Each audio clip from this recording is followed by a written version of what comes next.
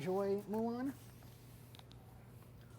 Just so we're on the same page. Do we really want to be on the same page? I don't know.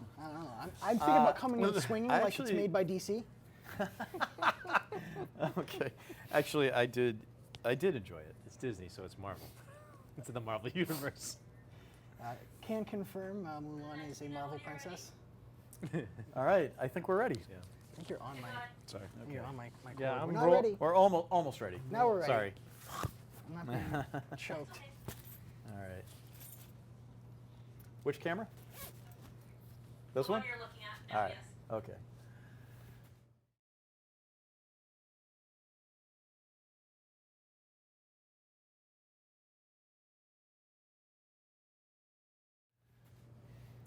Hey everyone, welcome to another edition of Pop Culture Talk with the Great Stories team. It's been a long time since we've filmed, so Well, actually, no. It's only been about 5 minutes. Well, it's our first Pop Culture Talk since Oh. January. Yes. Yeah, Yes, that's what of you this meant. Okay. this year, this oh so forgettable year of 2020. But It's really flown by, hasn't it? well, Yeah. we want to finish off strong, right? Because I mean, we can salvage something out of this year, right? Yes. Yeah, Maybe? I think that's been the theme of 2020. He's just like Is what salvage. can we What, salvage? what can we Yeah, take what from can we it? salvage from this dumpster This fire fleet of of the year? ships is going down, but is there a dinghy perhaps that we can take to shore? Oh yeah, I mean, it ended well for Leo, didn't it? Oh wait, no, he died. No. Titanic reference. Sorry. Anyway, They could have fit on the door. Out of nowhere. They fit on the door. Thanks, Kate Winslet. Jerk. James Cameron's fault. James Cameron. James Cameron's fault. He's completely. loving this plug. Anyway, Still relevant. we we are going to talk a little bit about Mulan because you know this was kind of a big deal from Disney. They were all lined up, raring to go, and you know it was going to be a huge flagship movie property for them. Massive budget. It was like one of the most Yeah. expensive movies to shoot. Exactly, and you know generated tons of excitement when it got announced, and I was excited. and you know all of a sudden it's like wow, theaters closed down, and so what do you do?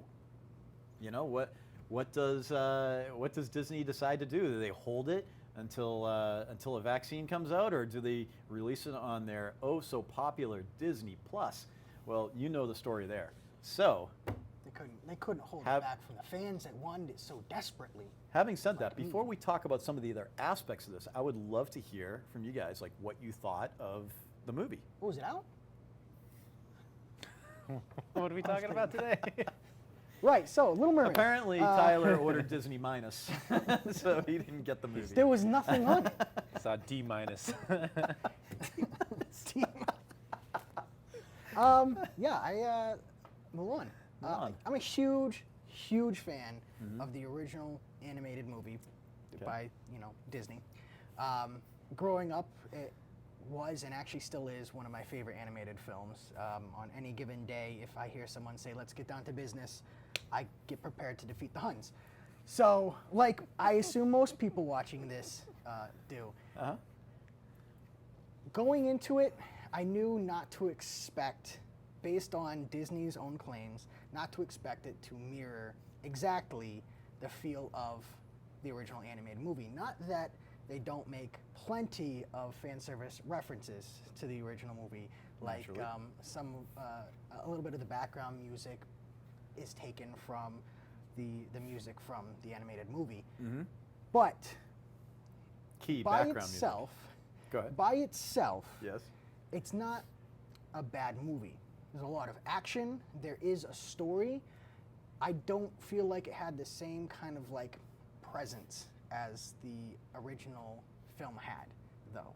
So when the whole movie was done, did I like it as much as the animated movie? No. Would I watch it again if it was on? Probably. I probably wouldn't go out of my way though to watch it again. That's my initial feeling right now, which might become more clear as we discuss the movie itself. Okay. I think it's hard to say that you don't like this movie as much as the original. I don't know if there's been any of the live action movies that have sort of lived up to like, you know, the feelings I get from watching the original animated film, which is not to take anything away from these movies. these are good movies. It's just hard to recapture nostalgia. So I can understand. I think Disney's plan was to make it something new. Yep. To give us a story that we know, but paint it in a new light. Yep. And I think that they did a good job with that. I did like the movie. I thought it was enjoyable. I thought there was some real good emotional moments where, it got me, like especially the story between Mulan and her father. I mean, there was some really good moments there. Yep. I think where the movie suffered was also part of what made it a bit entertaining. So Disney obviously put a lot of money towards the action sequences, right? Yeah. This is a war movie. Yes. So, they wanted to have these war sequences that would like elicit, Game of Thronesian type battles with like, guys riding horses and just like, just brilliant choreography. Yep. And there was a lot of that. There was some really legit fight scenes, which is, kind of surprising from a Disney movie. It was pretty violent. It's probably avant-garde for them, as a matter of fact. Yeah. But I think where that took away is that they spent that time focusing on these action sequences that they didn't put enough time into developing their secondary characters, which I felt was the movie's biggest weakness. Yep. Is that we didn't know any of their secondary characters. I 100% agree with that. Yeah. And I absolutely agree with your earlier point that I don't think, of all the discussions I've had with any number of people regarding the live action versions of animated classics, I don't think there's one conversation I've had where the person has said, I enjoyed that better than the original. Than the original. It just hasn't happened. I've never heard that once. So, I liked Maleficent more than I liked Sleeping Beauty. I'm just gonna throw that out there. Okay. So now you've had that conversation. but just be that wrench in the gears. All right. but different movie, right? Entirely different. Yeah, movie, yeah, different yeah, story. Exactly. That to me, that wasn't a true adaptation of Sleeping Beauty. Right. Yeah, that's its own story. Yes. So that being said, I kind of went into watching Mulan, kind of wiping clean my expectations, not thinking about the animated classic. I had already heard, from production standpoint that it really wasn't telling the same story, exactly. They really were kind of going for some different feels, right, with it. So, so that being said, I did enjoy it, but I kind of fell upon the same criticisms that you did with the supporting cast, which, the supporting characters, which had potential. A couple of them were really, like, I wanted to know more. I wanted to know more. Yeah, and they just didn't get that opportunity to shine and flesh themselves out, which missed opportunity, and, I don't think we're going to be seeing Mulan 2, Electric Boogaloo anytime soon. So To that point. I don't think there's going to be a revisitation there, but. To that point, Yeah. towards the end of the movie, there is a scene in which all of those secondary characters are playing their role as the soldiers, and they come out on top. Yes. And it had almost no emotional weight for me. Yeah, it really didn't land Whatsoever. emotionally, did it? Like, I felt like if we knew those characters a little bit more, what their real goals were, why they were there fighting in the first place, outside of just because they were conscripted, but like what that meant to them, if we had a little bit more emotional development with them, them in that moment could have felt like more. Sure. Emotionally and even from a logic standpoint, I remember this one scene where Cricket is, who's basically shown the entire movie as this like kind of a bumbling conscript, right? In a lot of ways. All of a sudden, starts he just crying. comes out of nowhere with It's like shooting arrows behind his back and stuff. and I'm when kind he- of like, when he how did pulled we it off, I'm how like, did we first get of from all- here to there? Yeah. I don't see a progression of the character. Really kind of showing that. Like it surprised me, but The 2 weeks of surprises- training camp. Yeah. and surprises in a way that like you're kind of like not like you're kind of like huh? What like really in makes that it kind of a different- sense. What really And- makes it different yeah. is that all of these other characters that go through this military training, Yeah. they don't have enough time to develop the skills that they then display. But then you juxtapose that to Mulan, who in this version of the film has been shown to always have a great amount of skill. in her own like form of, natural acrobatics that she Yep. utilizes when she's truly fighting, but she doesn't utilize any of the skills that she learns during her military training. She kind of sheds that and goes back to her true self, what she's always known, and that's how she overcomes. So you don't even get the, like, Mulan is powerful because Mulan is powerful, while the rest of this trained regiment is now just suddenly really good when Yeah. they've had no real experience growing. Right. Yeah. So it's Yeah. it's the balance is gone. So it's a little bit of a problem with the movie. So I think, on the whole, I think it was a success. I Yeah. think it was still well done. It was beautiful. I mean, it was oh, gorgeously for shot. sure. Oh, incredibly. And Yes. like the Yes. costuming, like it was really they Yes. did. I mean, they did a fine job of giving it that feels like Yep. we're like transported back to ancient China. Really cool. Yeah. I like Absolutely.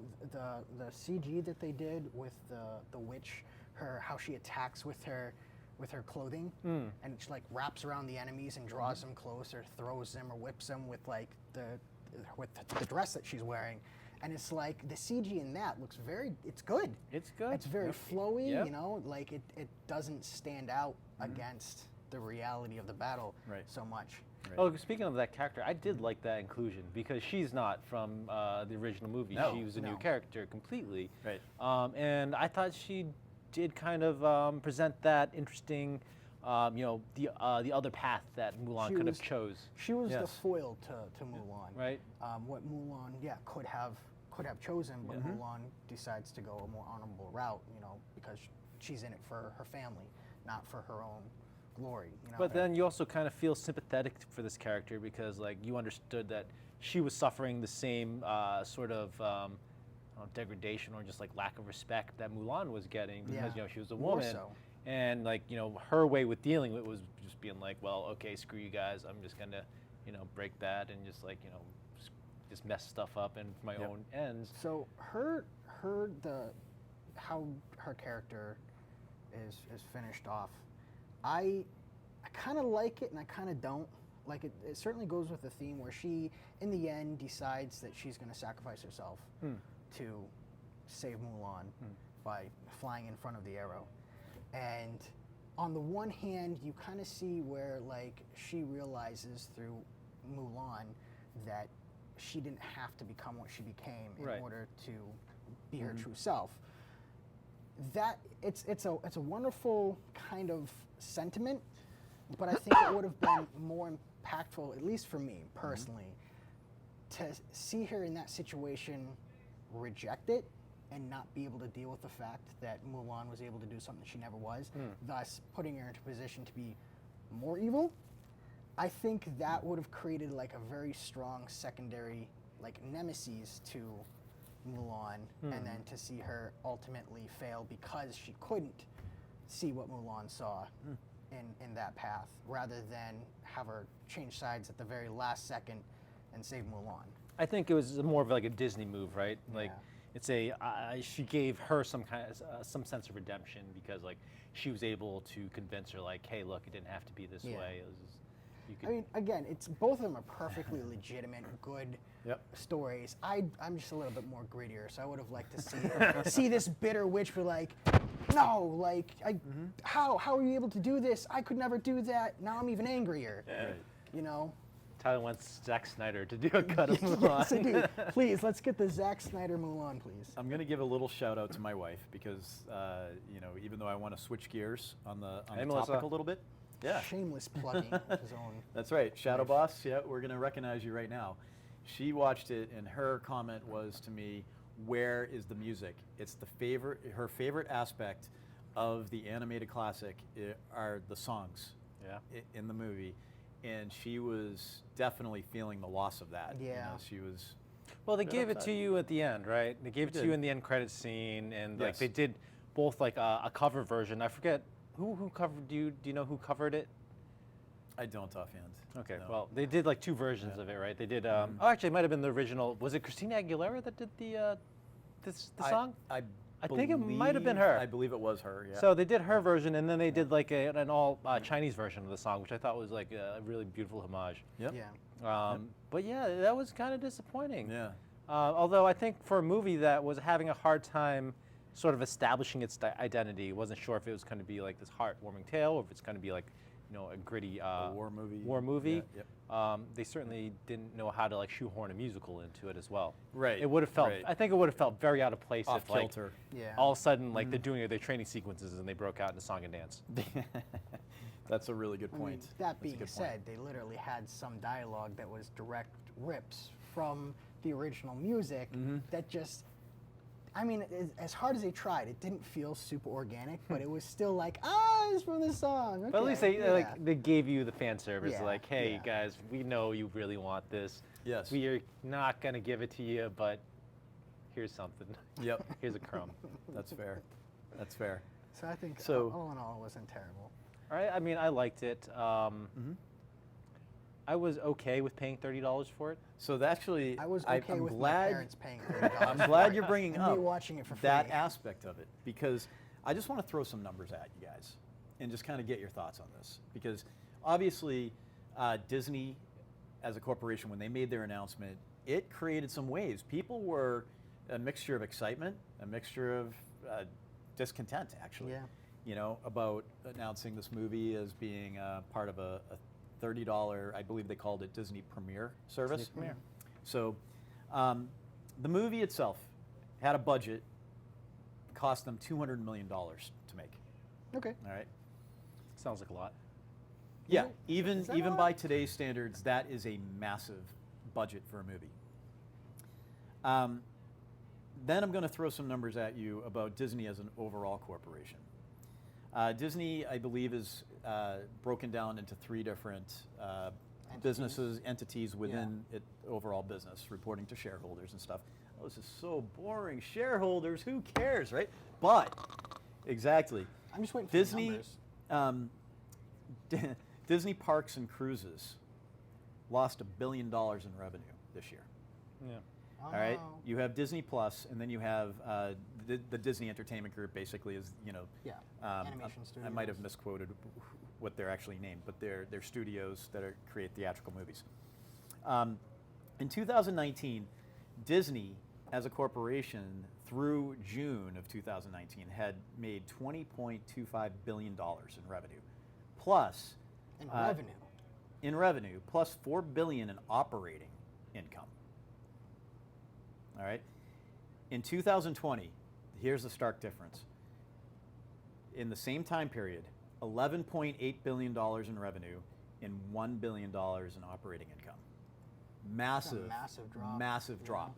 All right. So you've got basically their cruise lines are shut down, their parks are all shut down.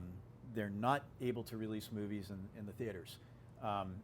Disney Plus, massive success. It's probably the only reason why their numbers aren't far worse here, right? So they're left basically with the decision, what do we do? Do we hold off Mulan for a while? Do we offer it through Disney Plus? What do you think do you think they made a good call? Was this the right move? Should they have gone with a Onward approach?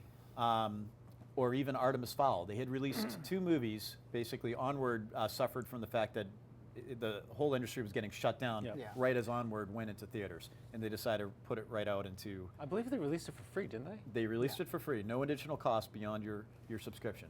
Artemis Fowl was also supposed to be a movie that was going to be out during the course of the year. They decided to put it right out to Disney Plus with no additional charge. Mulan, with that kind of a budget, obviously. I think that budget was probably the big driving factor for them having to charge for it. Mhm. I mean, they expected this thing to be a blockbuster and that they were going to make hundreds of millions of dollars, just like on the opening weekend.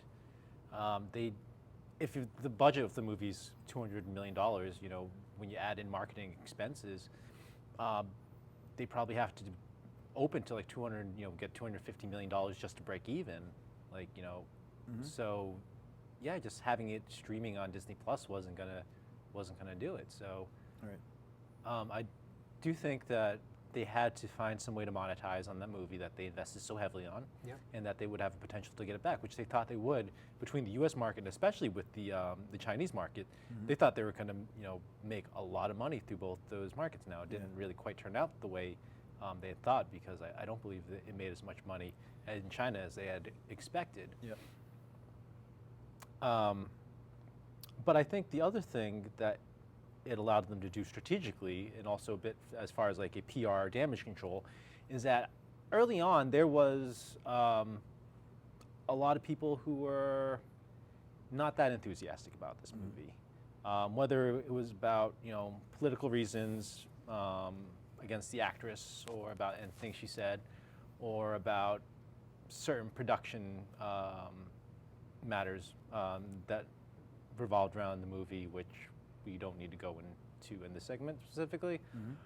But I think there was a general belief that if they had waited to release this in the theater, it wasn't going to do that well. Right. So you release it on Disney Plus during COVID, and that way you have an automatic out where if, you know, it doesn't do well, you say, oh, well, you know, it's time. It's, you know, it's COVID time. So And this was an experiment, Yeah. right? It was the first time they had tried to go for a premiere service. As it turned out, when it was released on Labor Day weekend, 1.12 million subscribers ended up buying in to the premiere service. So it netted about $30.5 million in revenue that weekend. Now, obviously, that's not even close to what they would have had in the theaters had it come out Labor Day weekend in theaters in a non-COVID situation.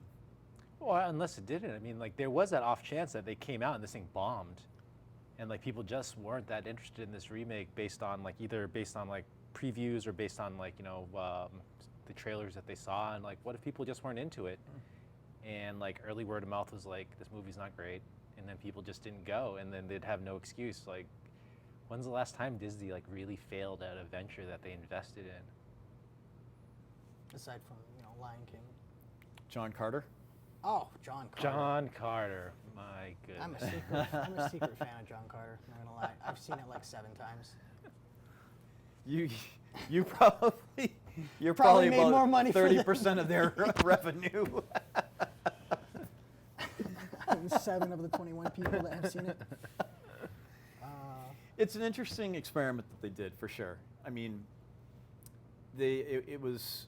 I don't think it was much of a gamble for them. I think So it was I the think easy that's decision. really what you're driving towards. Yeah, it was like them hedging their bets, being like, Yeah. hey, if it succeeds, we have this like template for like how we could potentially release new movies in this this Yep. pandemic age. Yep. But if it fails, we just like, you know, chalk it up to, you know, the signs of the times, and, you know, this being an uncertain time period. Sure. And that's why it didn't do well. All right. Yeah.